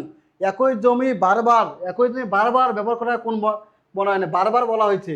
আপনারা দেখেন সামাজিক বনায়নে কিন্তু একই জমি বারবার ব্যবহার করা হয় না। সামাজিক বনায়ন সম্মিলিত উদ্যোগে আমরা যে গাছপালা লাগাই, এটা মিনিমাম 20 বছর 30 বছর পর আবার নতুন করে গাছ লাগানো হয়।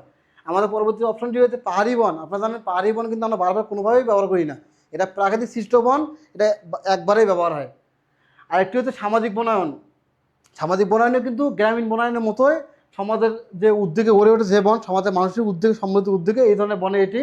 আরেকটি হচ্ছে গ্রামীণ বনায়ন। তাহলে আমাদের সঠিক উত্তর এগুলো হচ্ছে না, আমাদের সঠিক উত্তর কৃষি বনায়ন। অর্থাৎ কৃষি বনায়নটা কী? মূলত কৃষি বনায়ন মূলত যে কোনো একটা জমিকে মানে বৃক্ষ, ফসল, পশু সব কিছু সম্মানিত উদ্ভিদকে একই সময়ে একইভাবে যে ব্যবহার করা হয়, এটাই মূলত কৃষি বনায়ন। কৃষি বনায়ন কি আপনার নিজেও জানেন, কৃষি বনায়ন হচ্ছে ফসল, পশু এবং অন্যান্য যে বনায়ন পদ্ধতির মাধ্যমে যে আমরা জমির সঠিক ব্যবহার করি, এটাই মূলত কৃষি বনায়ন। কৃষি বনায়ন 4 প্রকার, আপনারা যদি মনে রাখবেন। আমরা এর মাঝে ছোট ছোট বাকি বিষয়গুলো বলবো। কৃষি বনায়ন 4 প্রকার। একটা হচ্ছে ফসল এবং বৃক্ষ, এটা এটা এইটা নিয়ে যে বনায়ন গড়ে ওঠে। আরেকটা হচ্ছে ফসল, বৃক্ষ, আর হচ্ছে চারণভূমি অর্থাৎ পশুপালন, এটা একটা। আর একটা হচ্ছে আমাদের হচ্ছে এবং পশুপালন এবং হচ্ছে বৃক্ষ।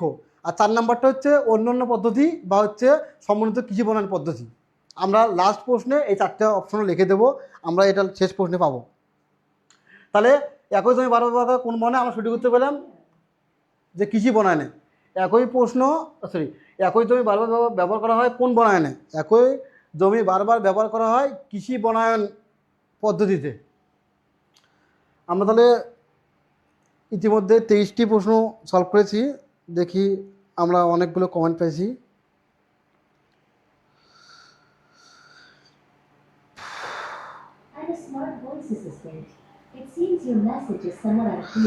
আমরা অনেকগুলো উত্তর পেয়েছি। কৃষি বনায়ন মাহবুব লিখেছে, শেখ পপিয়াবু লিখেছে, আশাফুল ভাই লিখেছে। ধন্যবাদ আমাদের সাথে থাকার জন্য। আমরা তাহলে পরবর্তী প্রশ্নটি যাচ্ছি। আপনারা একটু বেশি বেশি কমেন্টস করবেন, বেশি বেশি। বাংলাদেশে কোন ধরনের বনভূমির পরিমাণ সবচেয়ে বেশি? আমরা এর আগে কোন প্রশ্ন সলভ করেছি? আমরা এর আগে সলভ করেছি যে বাংলাদেশে কোন ধরনের বনভূমি অর্ধেকের বেশি অঞ্চল জুড়ে। তাহলে আমাদের এই পরবর্তী প্রশ্নটি হচ্ছে বাংলাদেশে কোন ধরনের বনভূমির পরিমাণ সবচেয়ে বেশি। 24 নম্বর প্রশ্নটি হচ্ছে কোন ধরনের বনভূমির পরিমাণ সবচেয়ে বেশি। এর আগে আপনার মনে আছে, এর আগে আমরা প্রশ্নটা সলভ করেছিলাম যে বাংলাদেশে কোন ধরনের বনভূমির পরিমাণ অর্ধেকের বেশি। তাহলে অর্ধেকের বেশি যদি হয় তাহলে আমরা বুঝতে পারি এটা পরিমাণও বেশি। তাহলে এককভাবে বাংলাদেশ সবচেয়ে কোন বনভূমির পরিমাণ সবচেয়ে বেশি? ম্যানগ্রোভ বন, পাহাড়ি বন, সামাজিক বন, সমতল ভূমির বন। এককভাবে সবচেয়ে বড় যে বন বা বনাঞ্চল সেটা হচ্ছে পাহাড়ি বন। আমরা জানি এককভাবে বাংলাদেশে কোন ধরনের বনভূমির পরিমাণ সবচেয়ে বেশি। এককভাবে সবচেয়ে বেশি হচ্ছে পাহাড়ি বন, সবচেয়ে বেশি পাহাড়ি বন। আমরা একটু দ্রুত যাচ্ছি, যেহেতু আজকে প্রশ্নগুলো অনেক সহজ, আমরা দ্রুত যাওয়ার চেষ্টা করছি। এবার আমাদের 25 নম্বর প্রশ্নটি দেখতে পাচ্ছেন আপনারা।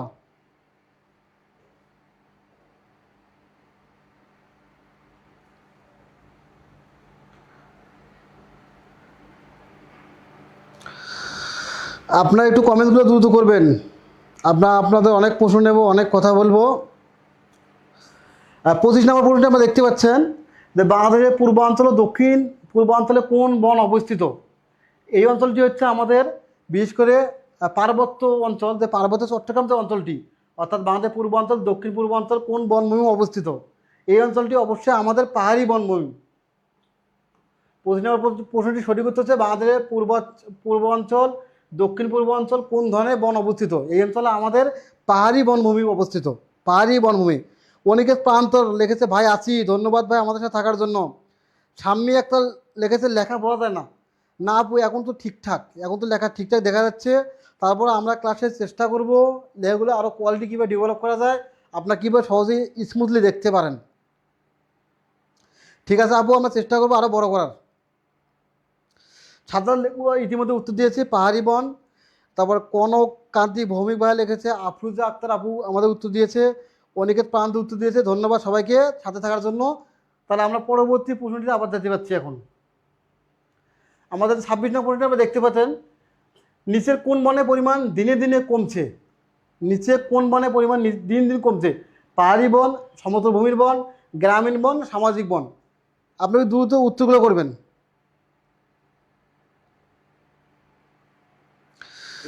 নিচের কোন বনের পরিমাণ দিন দিন কমছে? আপনি একটু উত্তর করবেন।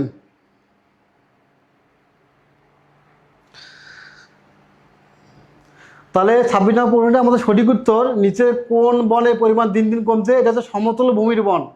অর্থাৎ সমতলে মানুষের চাপ বেশি, সমতলে মানুষের চাপ বেশি, যে কারণে সমতল ভূমির বন দ্রুত কমে যাচ্ছে। সমতলে মানুষের চাপ বেশি, জনগণের চাপ বেশি, যার কারণে সমতল ভূমির বন দিনে দিনে কমে যাচ্ছে। তাহলে এরপর আমরা ইতিমধ্যে এই প্রশ্নের উত্তরটি পেয়ে গেছি, অনেকে উত্তর করেছেন, সবাইকে ধন্যবাদ। আমরা পরবর্তী প্রশ্নে যাচ্ছি।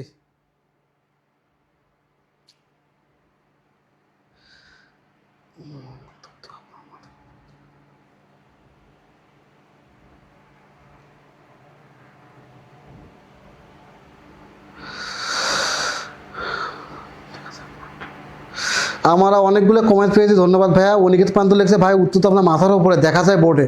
ভাই এটা আমাদের হচ্ছে সম্ভবত এখানে একটা পিকচার ছিল, যার কারণে বোঝা যাচ্ছে। এটা আসলে পিকচারটা এখন নাই, যার জন্য লেখা দেখা যাচ্ছে ভাই। তারপর আমরা এখন 27 নম্বর প্রশ্নটি যাচ্ছি। 27 নম্বর প্রশ্নটি হচ্ছে, নিচের কোন বনটি প্রায় বন্যপ্রাণীহীন?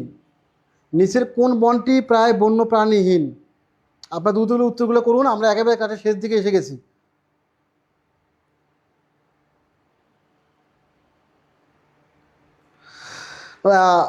কি আমিনা সিদ্দিক স্মৃতি আপু লিখেছে, আসসালামু আলাইকুম। ওয়ালাইকুম আসসালাম আপু, আপনি কেমন আছেন? সাম্মি লিখছে, ভাই চোখের পাওয়ার কমে গেছে, আরও বড় করেন। আপু এখন এরকম হলে হবে? হ্যাঁ, আমরা চেষ্টা করবো পরবর্তী ক্লাসে স্লাইডগুলো আরও বড় করার জন্য। আমাদের আসলে আজকে একেবারে প্রথম ক্লাস ছিল এটি, আমরা চেষ্টা করবো পরবর্তী ক্লাসে স্লাইডগুলো আরও বড় করার জন্য। নিচে কোন বনটি প্রায় বন্যপ্রাণীহীন? আমরা জানি পাহাড়ি বনে আমাদের অনেক বন্যপ্রাণী থাকে, যেমন হচ্ছে হরিণ থেকে শুরু করে অনেক বন্যপ্রাণী থাকে। তারপর হচ্ছে উপকূলীয় অঞ্চল, এখানে আমাদের পৃথিবীর একমাত্র রয়্যাল বেঙ্গল টাইগার যে বনে পাওয়া যায়, অতএব এই বন হচ্ছে বন্যপ্রাণীহীন হতেই পারে না। এরপর হচ্ছে ম্যানগ্রোভ বনাঞ্চল, এটা হচ্ছে উপকূলীয় বনাঞ্চল এবং ম্যানগ্রোভ বনাঞ্চল দুইটা একই, এখানেও হচ্ছে আমাদের বন্যপ্রাণী আছে। তাহলে আমরা সঠিক উত্তর পাচ্ছি সমতল ভূমির বন।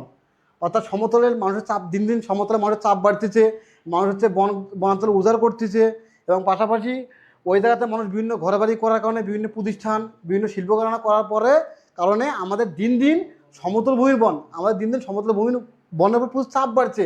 চাপ বাড়ার কারণে আমাদের প্রাকৃতিক ইকোসিস্টেম নষ্ট হয়ে যাচ্ছে এবং বন্যপ্রাণী কমে যাচ্ছে। তাহলে 26 নম্বর প্রশ্নের উত্তরটি কী হবে? নিচে কোন বনটি প্রায় বন্যপ্রাণীহীন?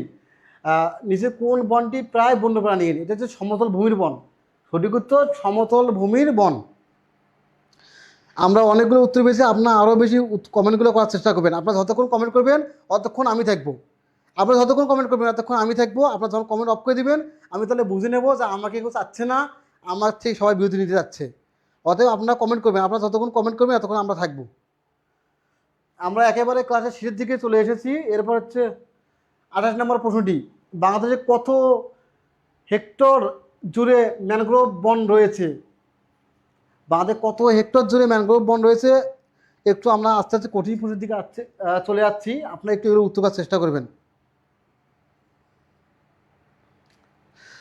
অপশন আছে আমাদের, কি ভাই চলে গেল নাই কেন?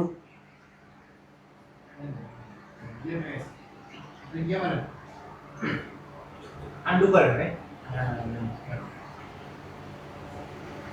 আন্ডু। আচ্ছা, আমাদের পরবর্তী প্রশ্নটি হচ্ছে, বাংলাদেশে কত হেক্টর জুড়ে ম্যানগ্রোভ বন রয়েছে?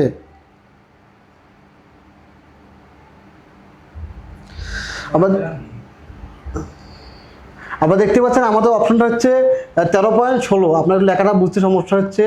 13.16 আর একটা হচ্ছে 1.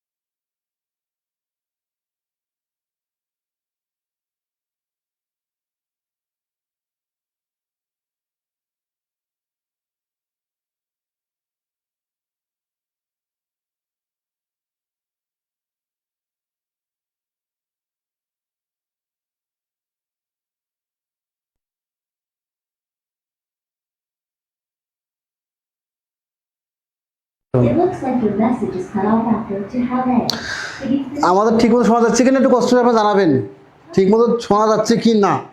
আর একটা প্রশ্নটির উত্তর হচ্ছে বাংলাদেশে কত হেক্টর জুড়ে ম্যানগ্রোভ বন রয়েছে? 13.16, 7.5, 5 লক্ষ হেক্টর, 1.20 লক্ষ হেক্টর, না 2.70 লক্ষ হেক্টর? আপনার কষ্ট করে সঠিক উত্তর দিবেন আমাদের।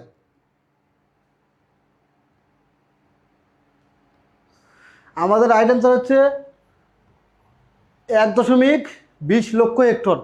বাংলাদেশ কত হেক্টর জুড়ে ম্যানগ্রোভ বন রয়েছে? 1.20 লক্ষ হেক্টর।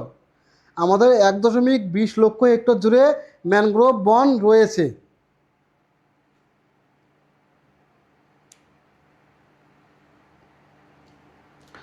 আর আমাদের এই উত্তরের উৎসটি হচ্ছে এইচএসসি কৃষি বই।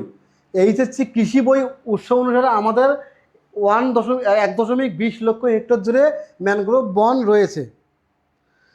তাহলে এরপর আমরা 30 নং প্রশ্নটি যাচ্ছি।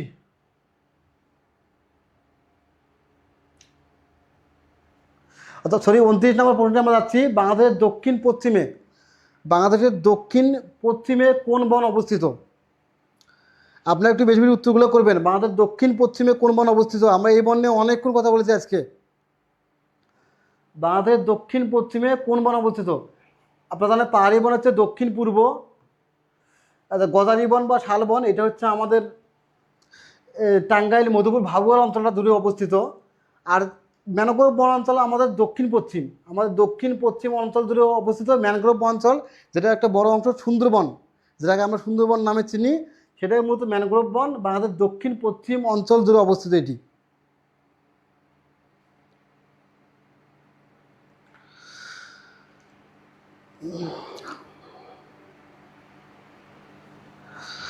আর সাজ্জাদ উত্তর করতে সঠিক উত্তর। ধন্যবাদ সাজ্জাদ আমাদের সাথে থাকার জন্য।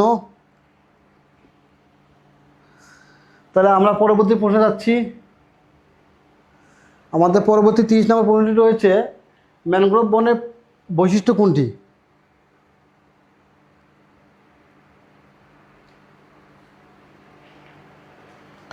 ম্যানগ্রোভ বনের বৈশিষ্ট্য কোনটি?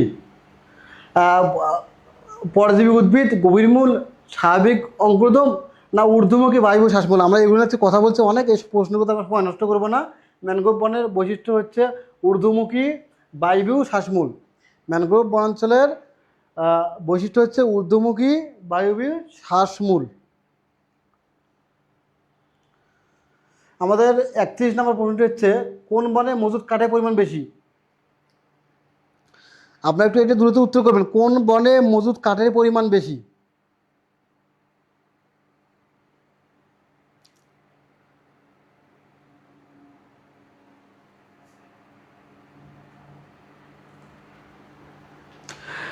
কোন বনে মজুদ কাঠের পরিমাণ বেশি? আপনারা একটু বলবেন যে পাহাড়ি বন, সমতলভূমির বন, ম্যানগ্রোভ বন, না গ্রামীণ বন? আমাদের মজুদ কাঠের পরিমাণ সবচেয়ে বেশি হচ্ছে গ্রামীণ বনে। আমাদের মজুদ কাঠের পরিমাণ সবচেয়ে বেশি গ্রামীণ বন, যেখানে আমরা মূলত মানে কাঠ উৎপাদনের জন্যই আমরা বৃক্ষ লালন পালন করে থাকি। আমাদের মোট অর্থাৎ মজুদ কাঠের পরিমাণ সবচেয়ে বেশি হচ্ছে গ্রামীণ বনে। আমরা আমাদের আসবাবপত্র থেকে শুরু করি, যে কাঠ, যে অন্য যে এই ধরনের যে সম্পদগুলো আসে কাঠ ভিত্তিক, সবগুলো আমাদের গ্রামীণ বন থেকে বড় একটা অংশ আসে। তাহলে আমাদের মজুদ কাঠের পরিমাণ সবচেয়ে বেশি গ্রামীণ বনে।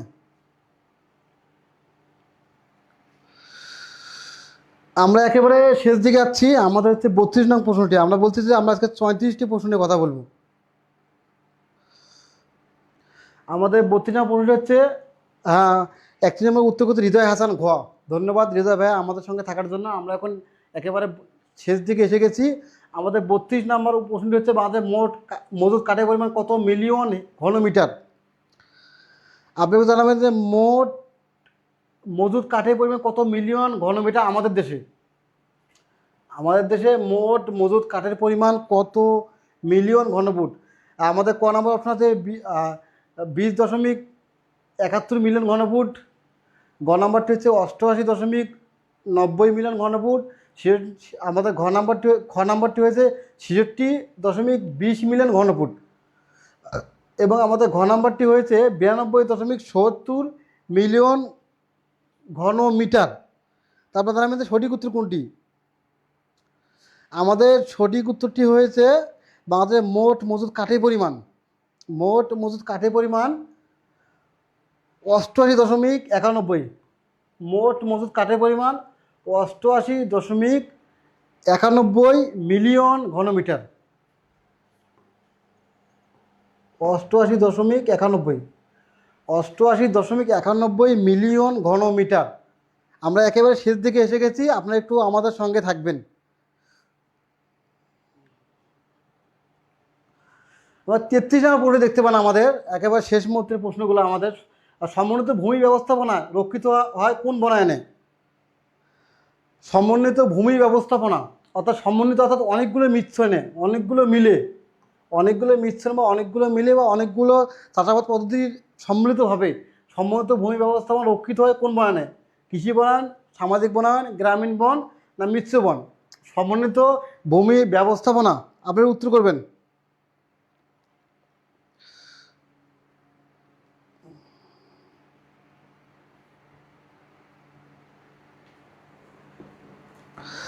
সমন্বিত ভূমি ব্যবস্থাপনা রক্ষিত হয় কৃষি বনে। আপনারা জানেন যে কৃষি বন আমরা সমন্বিতভাবে এখানে লালন পালন করা হয়। কৃষি বন একই সঙ্গে ফসল, একই সঙ্গে পশু, একই সঙ্গে অন্য চাষাবাদের সমন্বিত চাষাবাদ করা হয়, এটা কৃষি বনে। এজন্য আমাদের সমন্বিত ভূমি ব্যবস্থাপনা রক্ষিত হয় কৃষি বনায়নে। আমাদের সমন্বিত ভূমি ব্যবস্থাপনা রক্ষিত হয় কৃষি বনায়নে। আপনারা আমাদের সঙ্গে অনেকক্ষণ ছিলেন। আমরা একেবারে শেষ প্রশ্নে এসে গেছি। আমাদের শেষ প্রশ্নটি হচ্ছে কৃষি বনায়ন পদ্ধতি কত প্রকার? আপনারা উত্তর দিবেন 2, 3, 4 না 5। আপনি একটু উত্তর দিবেন কৃষি বনায়ন কত প্রকার?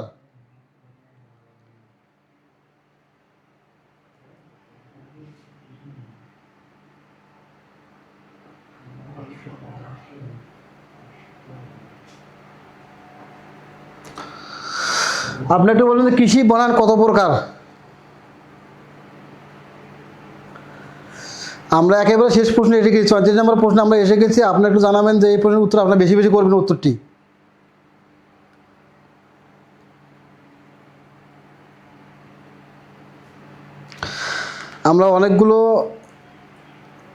ইতিমধ্যে আমরা অনেকগুলো কমেন্ট পেয়ে গেছি।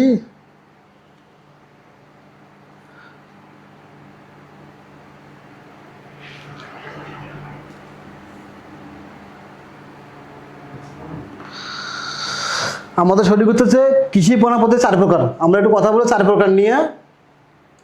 আপনি দেখতে পারেন 4টে প্রকার আমাদের হচ্ছে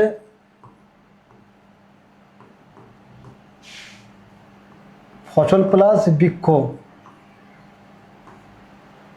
এরপর 2 নম্বরটি হচ্ছে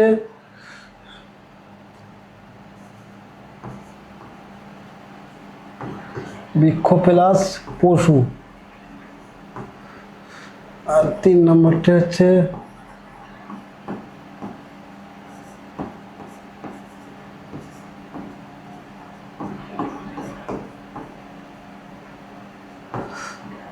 আর 4 নম্বরটি হচ্ছে সমন্বিত।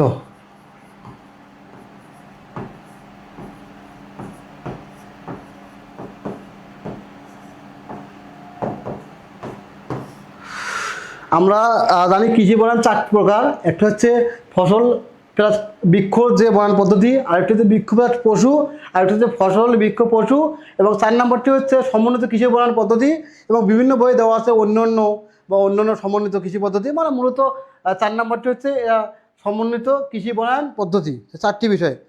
তো আজকে আমাদের এখন পর্যন্ত আমরা বলছিলাম যে 34টি এমসিকিউ, বিগত বিভিন্ন পরীক্ষা আসা 34টি এমসিকিউ নিয়ে কথা বলবো। আমরা অলরেডি লাস্ট এসে গেছি, আমাদের মোটামুটি পড়াশোনা শেষ। আপনার যদি আর কোনো প্রশ্ন থাকে দ্রুত করতে পারেন।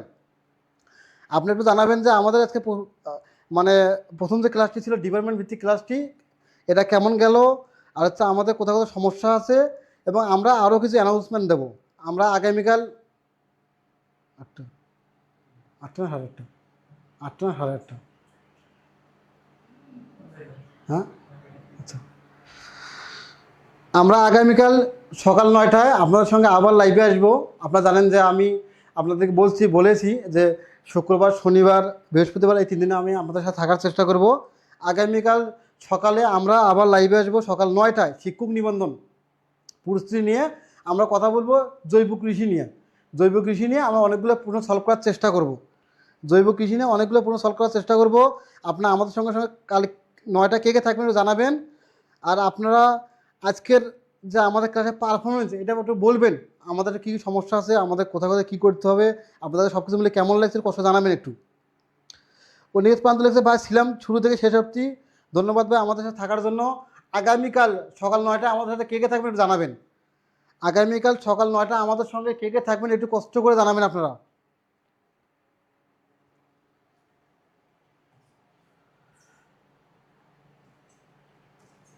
আপনারা একটু আগামীকাল সকাল 9টা আমাদের সঙ্গে কে কে থাকবেন একটু কষ্ট করে জানাবেন।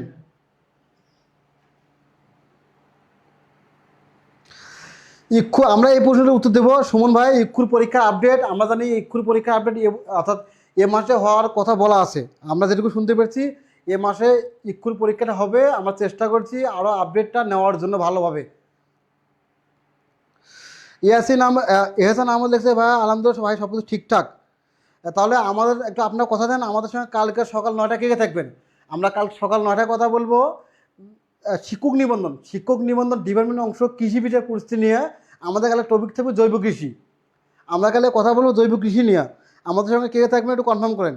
আর আপনাদের শেষ মুহূর্তে যদি কোনো প্রশ্ন থাকে আপনি একটু আমাদের প্রশ্নগুলো করবেন। আমরা ক্লাসের শেষ দিকে আসছি, আমরা খুব বেশি সময় আর নেব না আপনাদের থেকে। আপনারা অনেকটা টাইম আমাদের দিয়েছেন, অনেক বেশি অ্যাক্টিভ ছিলেন আপনাদের সঙ্গে, এর জন্য আপনাদেরকে আমরা চিরকৃতজ্ঞ এবং ধন্যবাদ জানাচ্ছি।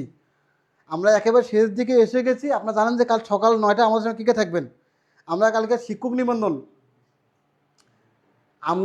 শিক্ষক নিবন্ধনের যে জৈব কৃষি টপিক আছে এই টপিক নিয়ে অনেকগুলো এমসিকিউ সলভ করব।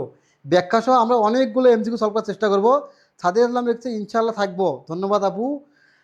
আমেনা স্মৃতির আপু লিখেছে ইনশাআল্লাহ আপু আমাদের সাথে থাকার জন্য। আর আজকের ক্লাসটি কেমন হয়েছে আপনারা জানাবেন আমাদের কষ্ট করে। যদি আপনাদের কোনো পরামর্শ থাকে আপনারা যদি কমেন্টে না বলতে পারেন আমাদের ইনবক্সে নক দিতে পারেন, আমাদের হোয়াটসঅ্যাপে বলতে পারেন। আপনি একটু জানাবেন যে কালকে সকাল 9টায় আমাদের সঙ্গে কে কে থাকবেন দ্রুত একটু জানান।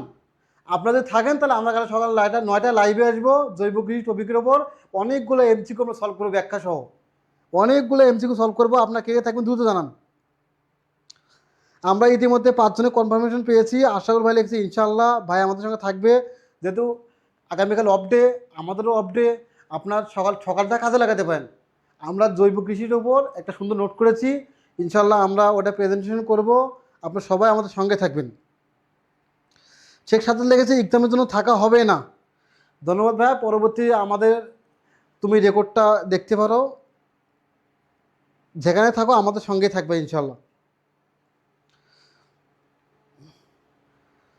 আমরা আর বেশিক্ষণ সময় নেব না, আপনার দ্রুত কমেন্টসগুলো করবেন। আমরা কমেন্টসগুলো পড়া হলেই আমরা আজকে ক্লাসটি শেষ করব। আমরা আজকে আমাদের বাংলাদেশের বনাঞ্চলের বিস্তৃতি নিয়ে একটা কথা বললাম এতক্ষণ 34টি বিগত আসা এমসিকিউ থেকে।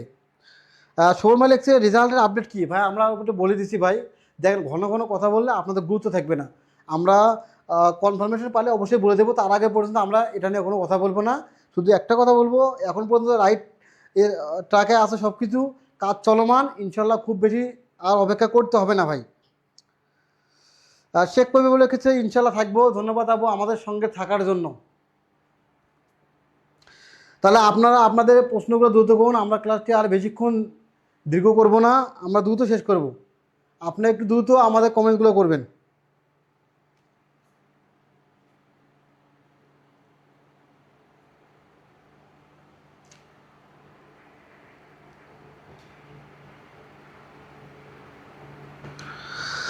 তাহলে আপনাদের আর কমেন্টস নেই, আমরাও ক্লাসটি শেষ করব।